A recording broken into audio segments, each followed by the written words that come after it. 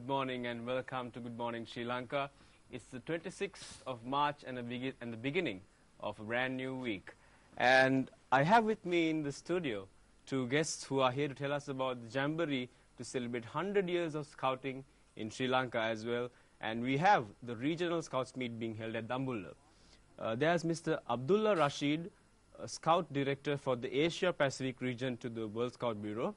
Good morning, Mr. Rashid. Thank you. Welcome to Good Morning Sri Lanka.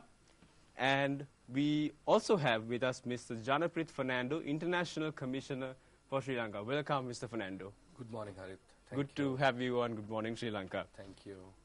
Before we head on to the interview and the stories about the Scouting Jamboree and what celebrations are happening, I'd like to give you a brief update on what has been happening in the world of sport and what is going to happen. In fact, Sri Lanka take on England in the first test match of 2 in Galle today. It seems that Sri Lanka will have quite a time with the English boys, forming up well with the Sri Lankan President's 11, and it should be an interesting game. Further, last night, West Indies suffered a 30-run loss to Australia, unfortunately tying up the series 2-all after the third match was ended in a dramatic tie. West Indies unfortunately could not break the jinx of beating the Australians at home, and it was a fantastic end to that series. Going on to some football news as well.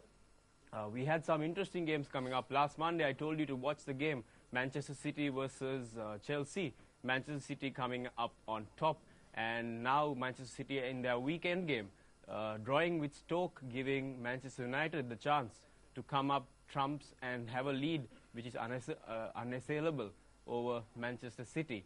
And a shock defeat for Liverpool with Wigan losing to Wigan Athletic 2-1. Further, watch out for the 29th of March on Thursday. We have the Europa League quarterfinals first leg starting up. So football fans, get ready to watch your matches. Further, we have some very interesting news. The ICC T20 World Cup will be held exclusively in Sri Lanka starting in September, and the tickets are out for all Sri Lankan fans exclusively until the 1st of April. So Sri Lankans only can buy their tickets up to the 1st of April. So get your hands on those tickets. The first match will be Sri Lanka versus Zimbabwe at the Hambantota International Stadium, and tickets are available for the Colombo buyers at the Thurston College Cricket Grounds in Kandy City Centre and 103 Tissa Road in Hambantota. We have to discuss a bit about the scouting movement in Sri Lanka and what has been happening. Let me give you a brief introduction to the story. The scout movement in Sri Lanka is 100 years old, and that is a landmark achievement for everyone who has been a part of it. Let me share a little bit of the history. Lord Baden-Powell inaugurated the scout movement in 1907 in the Brownie Island in England. In 1912, Mr. Francis George Stevenson, a prominent planter in Ceylon, introduced scouting to Ceylon in Christchurch College in Matale. Ever since, the scout movement has developed in Sri Lanka in leaps and bounds, and today boasts of 46,000 currently. We have 1,500 scouts forming from 27 countries on the Asia Pacific region, 6,000 scouts coming from Sri Lanka itself. Mr. Fernando, can you give me a bit of an insight about how hard or how interesting it has been to make the logistical arrangements of such an event of this magnitude? Initially, we wanted to have this jamboree in the Matale district because, as you said before, it was Matale district where scouting started 100 years ago. So we thought the best place would be Dambulla because there are so many heritage sites and tourist attractions. So we selected Dambulla, and then it was a task finding a place in Dambulla. And then we were able to find a school called the D.S. Siranayaka Vidyalaya in Kandalama with a land extent area of about 16 acres. And with the support of the Central Province and the Chief Minister of Central Province, Honorable Sarath Ekanayaka, we have been able to develop that school into a sort of a campsite plus permanent buildings which will be very helpful during this jamboree.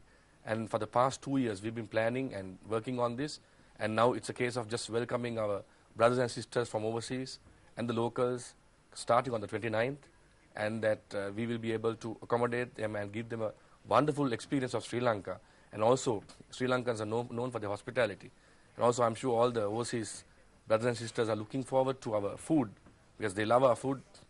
We remember at the 22nd World Scout Jamboree in Sweden, we invited most of our foreign guests for lunch, rice and curry, and they all enjoyed it. and most of them are sending emails saying that they want the same type of food. So I'm sure with the Sri Lankan hospitality and the food, we are going to have a wonderful time together with the activities planned for the Scouts. I'll come back to you on what the foreign delegates can expect from this movement. Mr. Rashid, I want to come to you. As the director of the Asia Pacific region, can you explain a bit about the duties that you have and how the region works, and also the position of Sri Lanka, how you find it to be? Thank you. In fact, Asia Pacific region is the largest among the World Scouting Organization. We have 6 regions, and 6 regions are spread over all of the country. And out of these 6 regions, we have in the Asia Pacific region, we have about 26 member countries, but which accounts for about 80% of the total membership. So we operate from the Philippines, and our countries go up from Mongolia in the north to New Zealand and those islands in the Pacific, right up to Polynesia, and also we are working with Afghanistan, Pakistan, and also Timor-Leste. So in the world, we are the largest region, and in the world we are also the youth movement. We are the largest youth movement, and we have 35 million at the movement. And except just about handful of about 6 to 7 countries, we have scouting in one way or the other in every country, although some of them are not real full members yet. Can you comment a bit on Sri Lanka and its position in the region? How is it comparatively? Yes, Sri Lanka is basically one of the leading within the region, and as you just recalled, the World Scouting itself celebrated 100 years of scouting in 2007. So just about a few years after that, now Sri Lanka is also celebrating its 100 years along with few other countries in the region, which means Sri Lanka is one of the first within the region also to start scouting in the country. And along with Sri Lanka, we have a few key leaders who are also playing a major role at the regional level. And this is the first time a developing country is hosting a regional event. Usually in the past, it has always been a few developed countries like Taiwan, Korea, Japan, hosting the regional jamboree. So this is the first time, especially in the SAARC region, first time Sri Lanka has been. I'll pick up on that. Yeah. When you say the first time, I understand this jamboree has some unique aspects to it, to Sri Lanka as a first time, in the sense that we have an international jamboree of this event.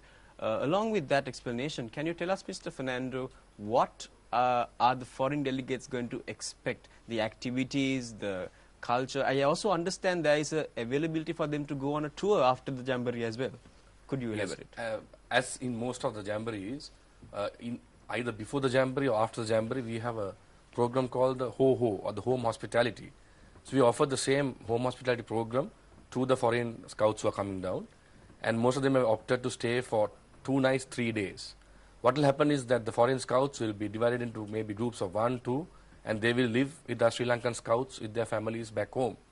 In addition to that, some of the countries have opted to do their tours on their own, like visit places like Yala. Some of them will be going to Nuwara, some will do the cultural triangle, some will be going to the eastern coast. So many tours have been planned by various contingents, but the jamboree itself has a whole lot of programs and activities planned with modules, and then they can achieve those modules and then win the jamboree award. So the Sri Lankans and the foreigners both alike could work towards the modules and win the jamboree award at the end of it. I see. We also have something very interesting coming up.